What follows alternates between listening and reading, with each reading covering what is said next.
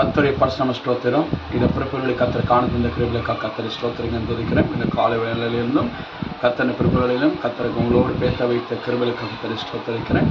இந்த வேளையில் கர்த்தர் ஏசாயா 41 அதிகாரம் 12வது வசனம் கர்த்தர் பேசுகிறார். உன்னோடு போராடுகிறவர்களை நீ தேடி காணாதிருப்பாய். உன்னோடு யுத்தம் பண்ணுகிற மனுஷர் ஒன்றில்லாமல் இருப்பொருளாவார்கள். உனக்கு விரோதமாக வழக்காடுறவர்கள், உனக்கு விரோதமாக நிற்கிறவர்கள் இல்லாமல் போகிறார்கள். நீ எதிர்பார்க்குற நன்மைகளை தடை பண்ணக்கூடியவர்கள் சத்துருகள் மத்தியில் உன் தலை உயர்த்தப்படும். அவர் தேடி நீ காணாதிருப்பாய். இந்த கண்ட எகிப்தில் இனிமேல் காண மாட்டேன்னு சொல்லி கர்த்தர் வாக்குத்தத்தம் பண்ணார். அதே போல் கர்த்தர் வாக்குத்தத்தை கர்த்தர் நிறைவேற்றினார்.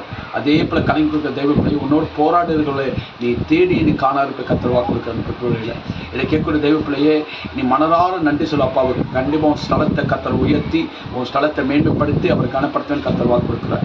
அப்படியே கண்கள் மூலம் ஜெபிக்கலாம். எங்கள் அளவில் நேசிக்கிறாங்க. எங்கள் பரம தப்பனை கொடுக்கப்பட்ட மதிய வேலைக்கான நன்றி. கேட்கக்கூடிய வார்த்தை ஆசிரியப்படுகிற நல்ல பிதாவே.